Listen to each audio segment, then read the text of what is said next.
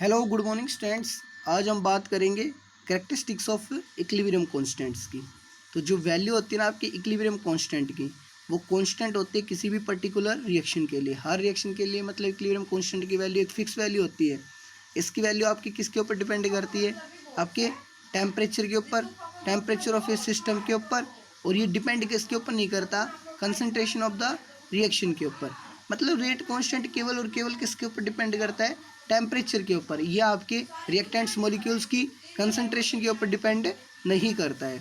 जो आप क्या करते हो, एसिटिक एसिड को CH3COOH को रिएक्ट करवाते हो किसके साथ में? इथाइल अल्कोहल के साथ में, इथेनॉल के साथ में, C2H5OH के साथ में। तो क्या बनाता है? CH3COO C2H5 प्लस में वाटर बाहर हो जाता है। ठीक है, इथाइल एसीटेट बन जाता है। क्या बन जाता है? इथाइल एसीटेट बन जाता है। तो value of equilibrium constant Kc, तो value of equilibrium constant Kc equal to क्या आता है? CH3COO C2H5 इंटू में molar concentration of H2 upon में molar concentration of CH3COOH into में मोलर कंसंट्रेशन ऑफ C2H5OH होता है। ठीक है, तो इसके अंदर क्या कहता है कि पहला कैरेक्टरिस्टिक्स तो यही था कि जो रेट कांस्टेंट की वैल्यू होती है वो आपके टेम्परेचर के ऊपर डिपेंड करती है, कभी भी आपकी रिएक्टेंट मॉलिक्यूल्स की कंसंट्रेशन के ऊपर डिपेंड नहीं करती है रेट कांस्टेंट की वैल्यू। सेकंड पॉइंट क्या बोलता है? अगर कोई भी रिएक्शन आपकी रिवर्स्ड होती है then value of equilibrium constant will be inversed होगी। ठीक है, जैसे कि मान लीजिए आपका फॉरवर्ड रिएक्शन के लिए रेट कांस्टेंट क्या आ रहा था, तो बैकवर्ड रिएक्शन के लिए आपका रेट कांस्टेंट उन्हीं सेम कंडीशंस पे क्या आएगा? 1/k आएगा। उसके लिए रिवर्स हो जाएगा आपका। जो आप बैकवर्ड रिएक्शन के लिए उसी रिएक्शन के रेट कांस्टेंट को बैकवर्ड रिएक्शन के लिए देखोगे तो वो क्या हो जाएगा? उसका रिवर्स हो जाएगा। जैसे कि आपने कोई रिएक्शन ली, एसिटिक इथाइल एसीटेट ले लिया आपने, इसकी रिएक्शन की वाटर के साथ, मतलब ये पहले प्रोडक्ट बन रहा था, अभी किसकी तरह एक्ट कर रहा है? रिएक्टेंट की तरह। फिर क्या बनाएगा? वही एसिटिक एसिड प्लस में इथाइल अल्कोहल बनाएगा। तो जो वैल्यू ऑफ इक्विलिब्रियम कांस्टेंट आएगी सेम कंडीशंस मतलब 25 डिग्री सेल्सियस के ऊपर, वो क्या आ जाएगी? आपकी 1/4 आएगी। उस केस में कितनी आ रही थी? आपकी 4 आ रही थी। ठीक है, अगर आप किसी रिएक्शन को डिवाइड कर देते हो 2 से, तो जो उसके इक्विलिब्रियम कांस्टेंट की वैल्यू होगी ना, वो उसके इक्विलिब्रियम कांस्टेंट की वैल्यू इक्वल टू हो जाएगी आपके स्क्वायर रूट ऑफ जो आपकी इक्विलिब्रियम कांस्टेंट की वैल्यू जब रिएक्शन को ऑफ करने से पहले आ रही थी उसके स्क्वायर रूट के इक्वल हो जाएगा। अगर आप किसी रिएक्शन को 2 से क्या करते हो? डिवाइड करते हो, तो जो आपकी वैल्यू थी ना इक्विलिब्रियम कांस्टेंट की, वो किसके इक्वल हो जाएगी? Square root of that equilibrium constant जो पहले आ रहा था उसका स्क्वायर रूट हो जाएगा। अगर किसी रिएक्शन को आप मल्टीप्लाई करते हो 2 से, तो जो इक्विलिब्रियम कांस्टेंट की वैल्यू होगी वो क्या हो जाएगी? जो पहले इक्विलिब्रियम कांस्टेंट आ रहा था उसका स्क्वायर हो जाएगा। उसका क्या हो जाएगा? आपका स्क्वायर हो जाएगा।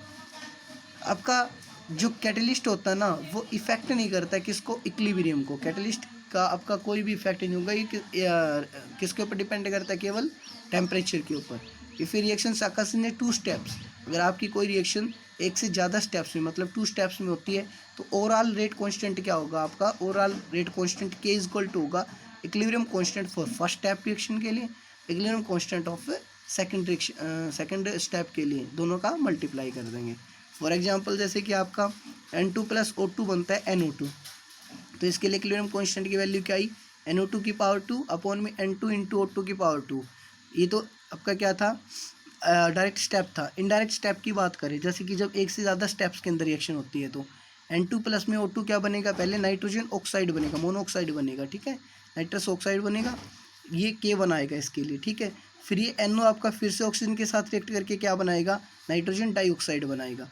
ठीक है, तो इसका क्या हो गया कि आपका नाइट्रोजन डाइऑक्साइड बना लिया इसने। तो इसके अंदर क्या हुआ कि इनडायरेक्ट स्टेप्स हुए, पहले एक स्टेप हुआ फिर उसके बाद दूसरा स्टेप हुआ। तो K1 पहले स्टेप के लिए rate constant, K2 second step के लिए रेट कांस्टेंट आएगा। तो इसके लिए ओवरऑल जो रेट कांस्टेंट की वैल्यू आएगी आपकी वो क्या आएगी?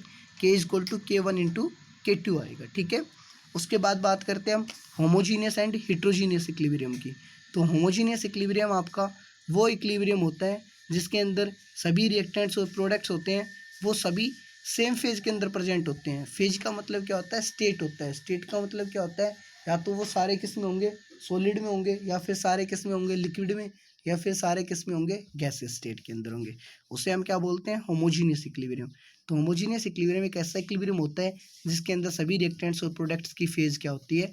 सेम होती है। फॉर एग्जाम्पल PCl5 आपका गैसियस स्टेट के अंदर था, ब्रेक डाउन होने के बाद ये PCl3 देगा, वो भी गैसियस स्टेट के अंदर होगा, Cl2 देगा, वो भी गैसियस स्टेट के अंदर होगा। हेट्रोजीनियस इक्विलिब्रियम की बात की जाए तो एक ऐसा इक्विलिब्रियम होता है जिसके अंदर आपका क्या होता है कि जो रिएक्टेंट और प्रोडक्ट्स होते हैं वो डिफरेंट फेज के अंदर प्रेजेंट होते हैं। फॉर एग्जांपल जो कैल्शियम कार्बोनेट होता है वो सॉलिड होता है, जब आपका वो डिकम्पोज होता है तो कैल्शियम ऑक्साइड्स क्विकलाइम देता है जो क्या होता है सॉलिड, प्लस में कार्बन डाइऑक्साइड बाहर निकलता है जो क्या होता है आपका gas. Thank you, have a nice day.